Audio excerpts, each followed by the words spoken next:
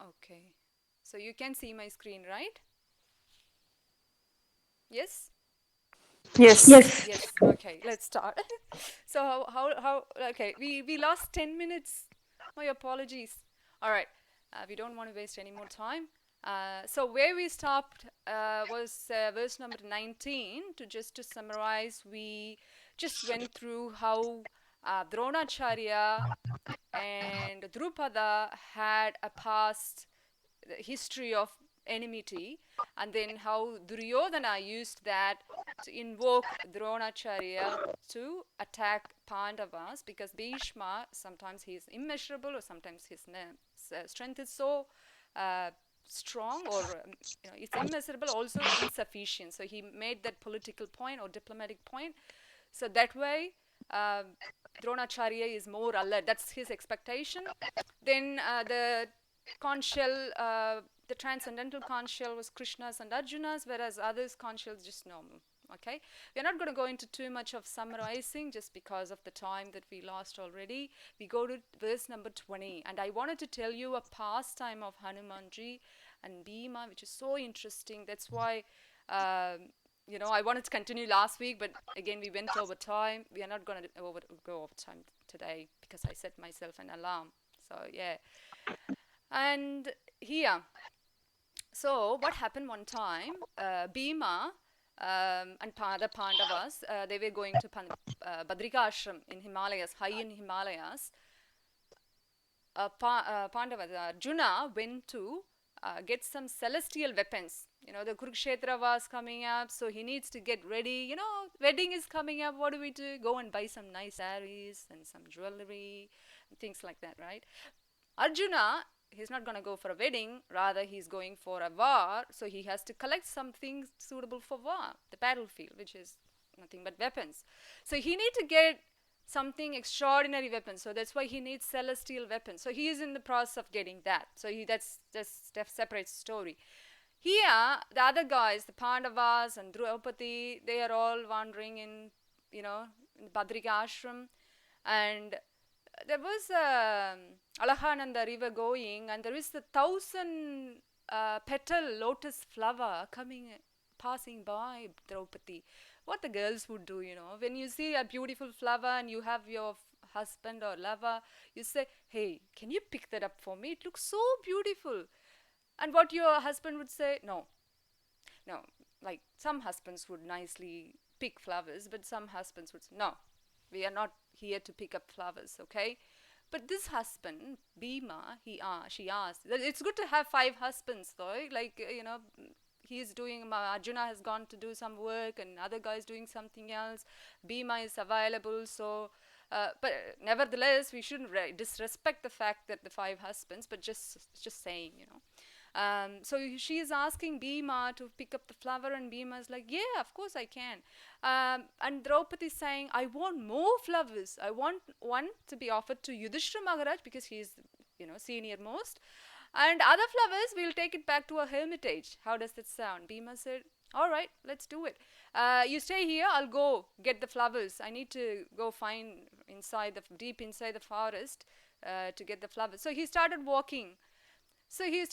into the forest because the animals live in the forest. Of course, he needs to make a big sound, horrifying sound, so that the animals scared away and not coming near to him. And we already discussed, Bhima is not an ordinary guy. He eats ferociously. Vrida, Vroksha, something like that. I can't remember the name. Um, so Virodhara or something like that, his another name. So he eats so much, ferociously he eats, and also he performs Herculeus tasks. So Bhima just making that sound, going into the deep into the forest, and he sees this monkey sitting blocking the way. And he's saying, "Hey, monkey, just move out of the way." And the monkey is saying, "Well, why are you making so much sound and scaring this animal? Just be quiet and go." And this Bhima became so angry and saying, like, "Who do you think I am? Just get out of my way." "Well, I am very old, monkey. If you like, you can just move my tail and then you can go." Bhima was like, "All right, I'll do that." And then he tried to just lift up the tail and put it out. But guess what? He couldn't even lift the tail. He was trying so hard. No. No. Okay. Then he understood. This monkey is not an ordinary monkey. It's something special. Then he asked very respectfully, now that he understands this monkey is something extraordinary, so let's better pay some respect. Asked the identity of the monkey. Then Hanumanji gave darshan, nice darshan, especially the darshan of how he had a huge form to jump over the Lanka. That form, huge form, he displayed, gave the darshan, and Bhima immediately bowed down and offered obeisances. And Hanumanji embraced Bhima and then gave him 3 blessings.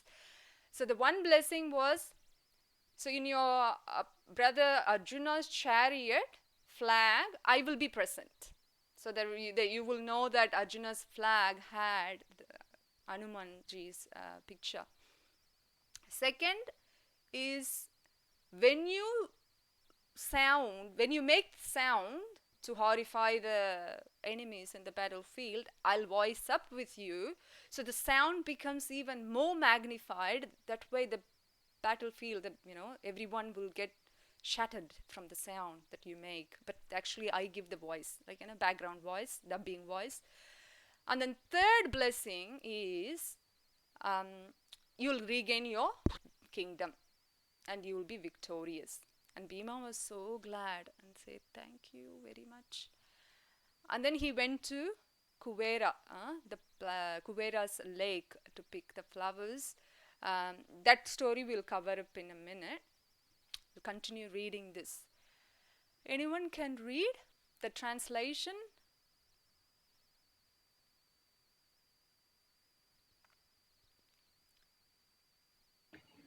I can. Can I read? Yes, please.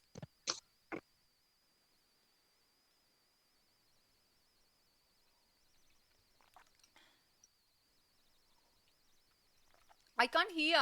Are you reading? Oh, someone else is reading, or I can read it? No, you Actually, can I read. can hear someone else's voice. Just read. Somebody read, please. All right. I'm going to read it. Yep.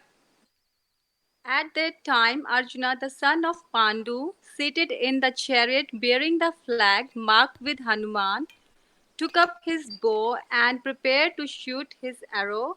O king, after looking at the son of Dhritarashtra, just a sec, I can't see, Dhritarashtra drawn in the military array, Arjuna then spoke to Lord Krishna these words. Okay.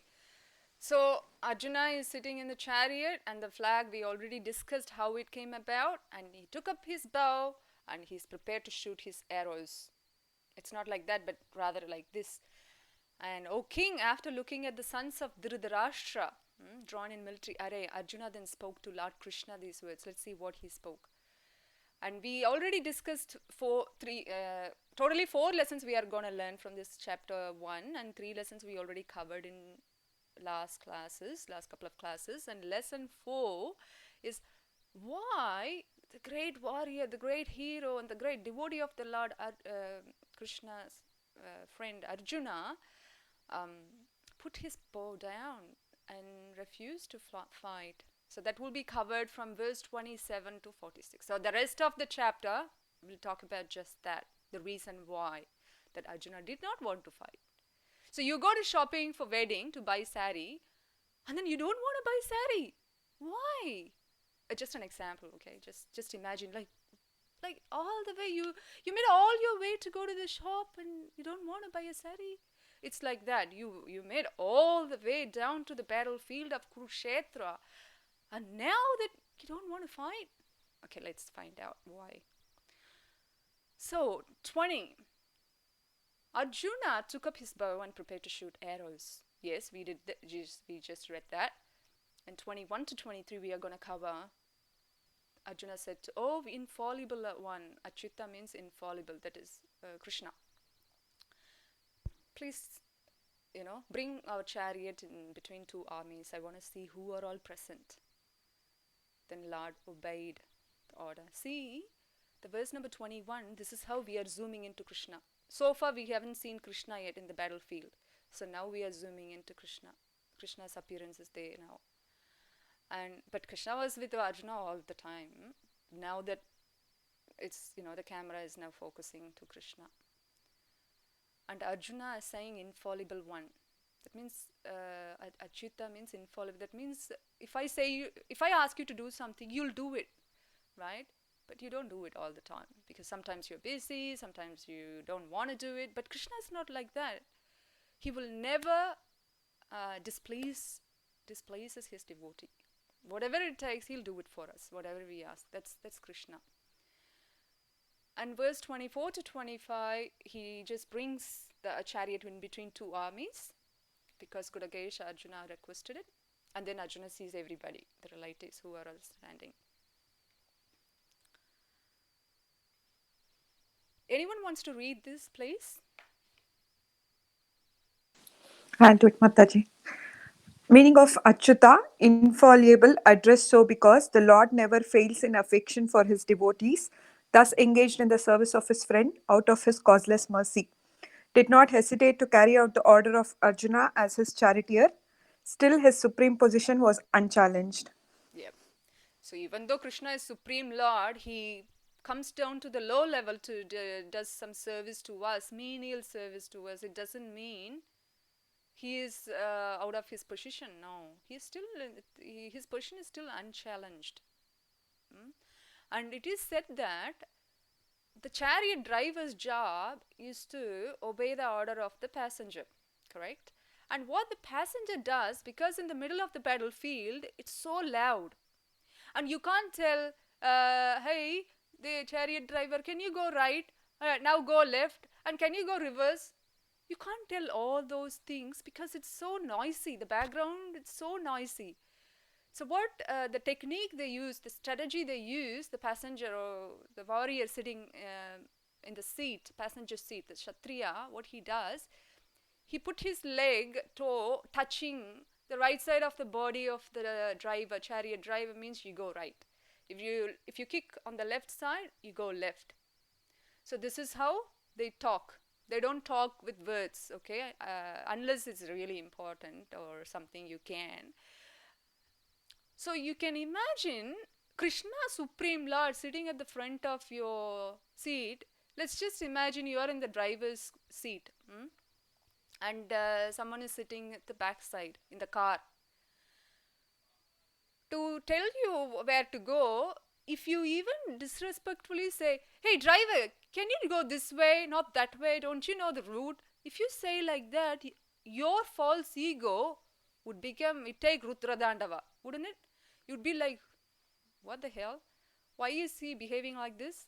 I am a driver, but still I have my own self prestige and my own, esteem and everything. How come this person can treat me like this? You get the false ego fired up. But here Krishna, that is his role. He chose his role and he was happy with that. And he knew what is going to come about. He was okay with it. He didn't hesitate. That's Krishna. He is fully renunciate, not like us. So we don't give up our false ego, but he is not like that. So that is his supremacy. Can anyone read next one, please?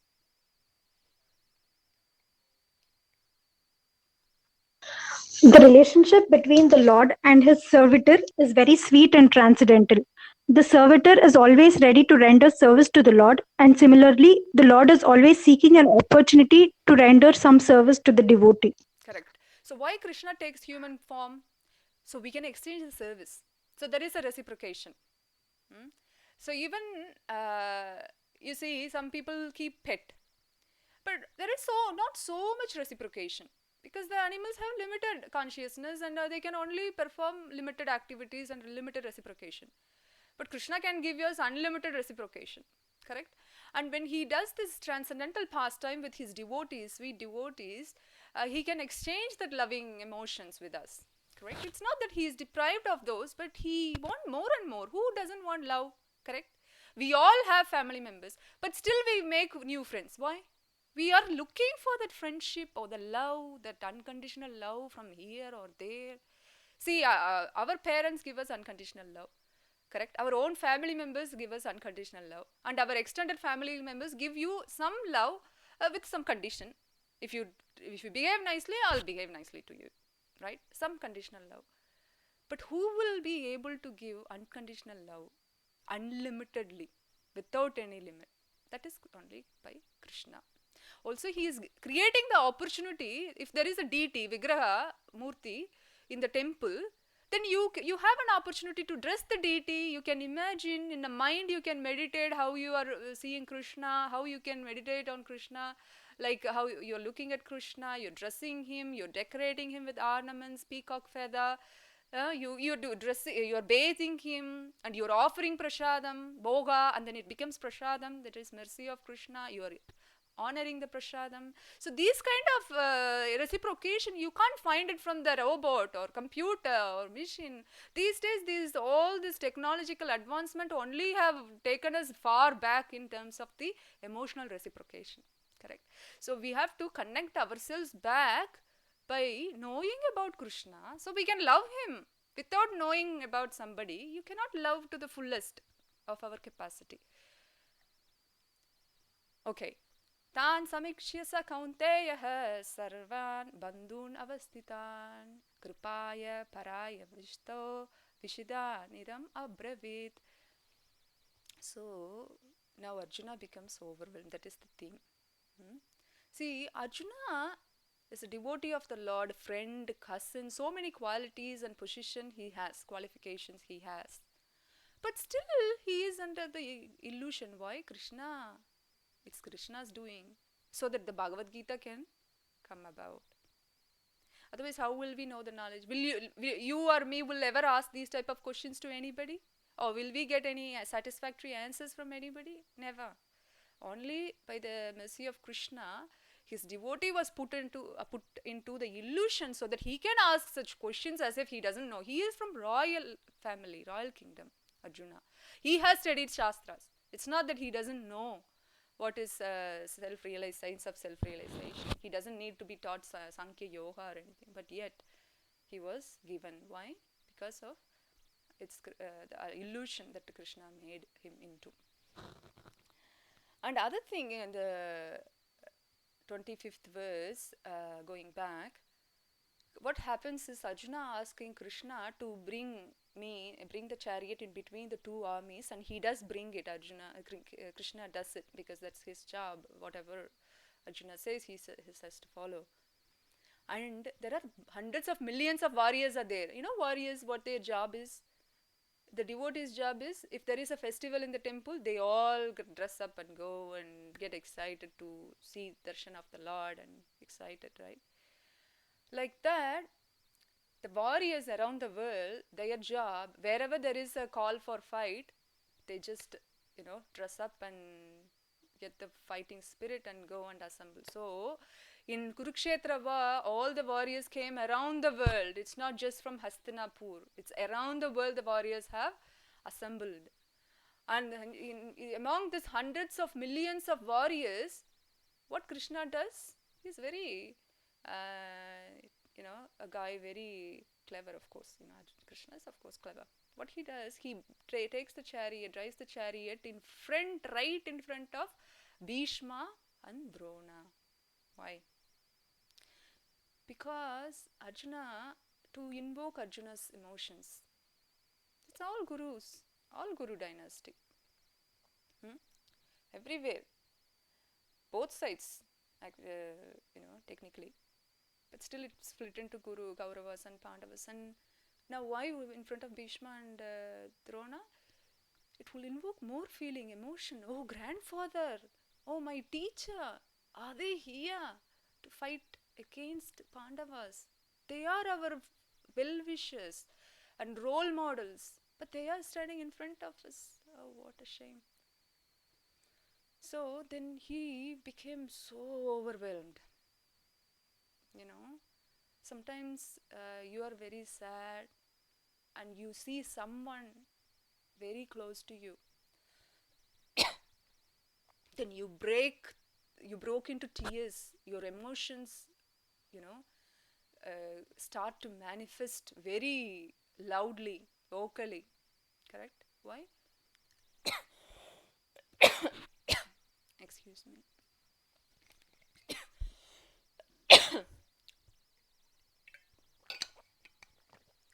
Because of the connection you had and then things you have. Anyone wants to read the table, the first table?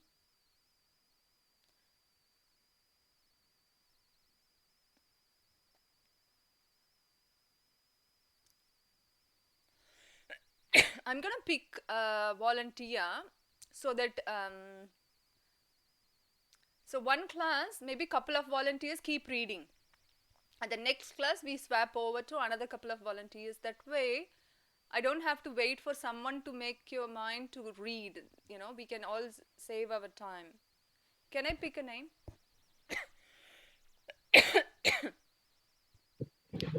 Sure, And Mataji. oh, for this you talk. Okay. Okay, let me So think. the table only? Okay, you go ahead. So you are today's volunteer to read it. Okay. Along with you, I'll ask Sushma to read. And the next Okay. week we choose a couple of other devotees to read. Okay, Sure. Sushma? Yeah, sure, Okay, Mataji. whenever I say, you take turns. So first you read, Madhur, you read, and then next time when I say, Sushma read. So that you Okay. don't Okay. have to think who is going to be the next. Automatically you'll know. Yeah? Okay. Sure. Okay. So Arjuna's reasons not to fight. First, why Arjuna didn't want to fight? So Krishna addresses them in compassion for friends and the relatives. 2.11 to 30. No enjoyment even if victorious. 2.31 to 37. Fear of sinful reaction. Don't, 2.33, 38, do, 53. Madhur, don't worry about the numbers. Just read the words only. Okay. Okay. Destruction of the family traditions and indecision. So there are 5 reasons why Arjuna did not want to fight, and those are given in this first chapter, and also the addressed in Krishna answers the questions. Not even if it is not a question, even if it is his own lamentation, still Krishna would address that. That would we'll see in chapter 2. So so first reason for verse number 28 to 30, compassion for relatives and resultant bodily symptoms. So Sushma, can you read from My Dear Krishna until last last line, please? Sure. Yeah. My dear Krishna, seeing my friends and relatives present before me in such a fighting spirit, the limbs of my body are quivering, my mouth is drying up, my whole body is trembling, my hairs are standing on end, my Gandiva bow is slipping from my hand, my skin is burning, I am unable to stand here any longer. Myself and my mind is reeling. I see only causes of misfortune and opposite results. O Krishna, killer of the demon Kesi. Okay. So you can see the symptoms that body, his mind, that exhibit after seeing the battlefield. It's not, see, Arjuna is very soft hearted. We already addressed that. Okay. He is very soft hearted, very kind hearted. Therefore, it is natural for him to be very compassionate towards the relatives, and even though they are enemies, they are even though standing in front of him to kill him. Even if he is not going to kill them or attack them, whatever he does, they are ready to attack Arjuna. Correct? So, but what he is worried about is thinking long term. Arjuna is not thinking only short term, but he is also thinking long term. But if you look at it, the questions that Arjuna would ask, it would be interesting to see, oh, well, cleverly he is saying the things, whatever he is saying and asking, it is all valid. It's logical, sentimental, emotional, and also logical. But it is not, unfortunately, very wise thing to say. Or philosophically, it's not correct. But again, if you see philosophical or emotional, people would go emotional. They won't be philosophical. If someone is dying in the family, they won't be philosophical. Correct? It's naturally emotional. But you will know if you have understood the right philosophy, and you understand the reason behind why this is happening and what will happen next and everything, especially life after death and those kind of tattva you understand, then your lamentation will not be present anymore. Rather, you will look at what you could do next and how you can overcome this, how you can assist other family members to overcome this. Because the emotional, sentimental thing will become reality, and it will become more sense, and you will become more alert. Yes, this is material world. This is dukhalayam ashashvatam. It is expected, full of miseries, and it is temporary. So I don't have to, uh, you know, keep myself in that loop, but rather I should get out of this loop. And I have to help others to get out of this loop of material cycle of birth and death. How do we do that? Unless you study Bhagavad Gita or Srimad Bhagavatam, we will not be able to understand or overcome these day-to-day difficulties. Why we are studying Bhagavad Gita? To apply that in our life practically. Dhritarashtra, his parenting was very bad. See, I was listening to Art of Parenting lecture, and it is said too much love is also a poison for the children's growth. Agree? Because you're giving too much love, what happens is they can get away with anything, and they don't face the real life scenario because they are so protected, overly protected. And that is why these days, because we are all having this less reciprocation or exchange of love, only we are seeing that through the windows, correct? See, just imagine I am giving the same class in my house and you are all present in my house. How will that be? Very nice, right? The actual physical presence will make it even more interactive and lively. But nevertheless, our technical advancement is still helping us to connect with you all. Some of you are in India, some of you are in Melbourne, some of you are in Sydney, some of you are far away from my place where I live. That means if I have a class and I invite you all, you would never have an opportunity to come and attend the class every week because you are all living different part of the world. The same technology is connecting us. How? This is called Yugda Vairagya. So you are utilizing whatever the material things or possessions or advancement you have, you see, you experience in the service of the Lord, then it becomes spiritual, transcendental, purifying. So what we are doing is we are spiritualizing our thoughts and our actions, our willing and feeling and thinking, and we are spiritualizing our internet connection. Even we are spiritualizing Dodo. If you are using Dodo or iPrimus or whatever internet company, you are spiritualizing them. You are spiritualizing our electricity provider. You are spiritualizing your heater company or gas company provider. See, so we are doing lot of Yugda Vairagya activities here. So this is how we engage ourselves in devotional service, knowingly or unknowingly. Knowingly or unknowingly, it's called Agyana Sukruti, Agyana Sukruti or Bhakti Unmukha Sukruti. So there are different technical terms, but nonetheless, what we are trying to achieve is study Bhagavad Gita and apply that in our life. And therefore, we can easily overcome whatever the material knee signs we come across. So, Arjuna's symptoms here, it is said, and it is all misfortune. One may look at it that way, but towards when Krishna answers and towards closer to end of the chapters, and you will understand that, wow, what a fortune Arjuna had. Krishna directly speaking Bhagavad Gita. But never underestimate that, Krishna, what he spoke, Bhagavad Gita, and what we are discussing now, it's one and the same. That is why there is Bhagavad Gita as it is. There is no difference. Okay, and Krishna is present wherever there is Bhagavad Gita, and wherever we speak about Bhagavad Gita, Krishna is present. So therefore, no difference. But in fact, we are in a better position. Look at Arjuna's position. Look at him. He is so miserable. He doesn't want people dying in front of him with all the blood coming, and it's ghastly warfare it is. It's not something pleasing to see. You're not going to sightseeing and then hearing Bhagavad Gita. Oh, nice. Yes. No, that is not the situation what he is going through. For you and me, it is thousands and millions of times better how we are reading and studying Bhagavad Gita. Is it not? So you are just sitting and you can put yourself on, mute or turn your video off. You can eat and drink and still listen and hear Krishna Katha. It's not the same story with Arjuna.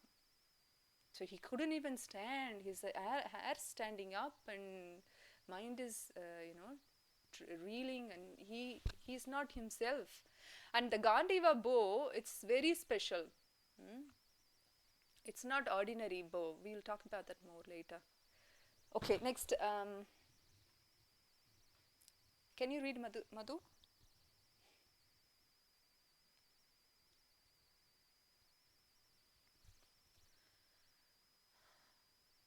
Anshu, have we lost you? Okay, yeah. No desire for the kingdom, no pleasure without relatives. See, Arjuna wanted to fight, so he came. But now he doesn't want to fight.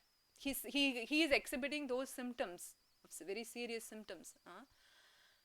And he also says that he is not interested in getting the kingdom. And he has no pleasure without. What does that mean? See, he is kind of guy, he's not greedy. I want kingdom, so I can do whatever. Even it takes to kill millions of people, doesn't matter.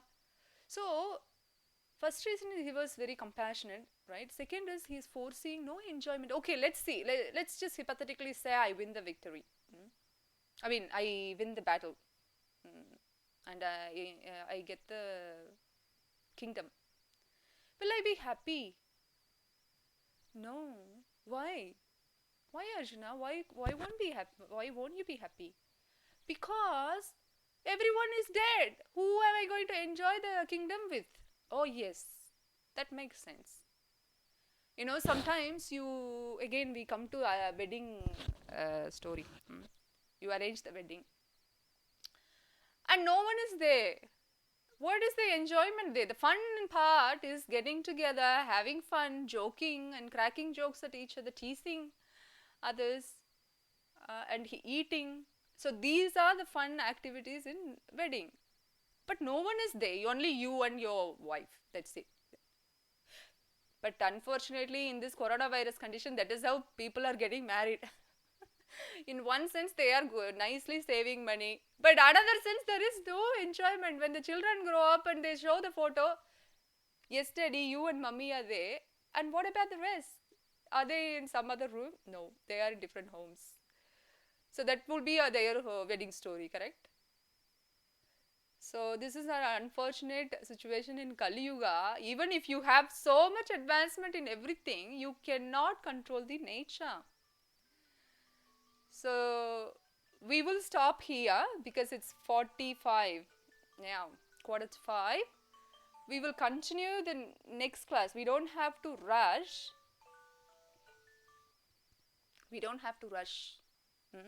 Studying Bhagavad Gita, we can take it easy and slowly we can digest.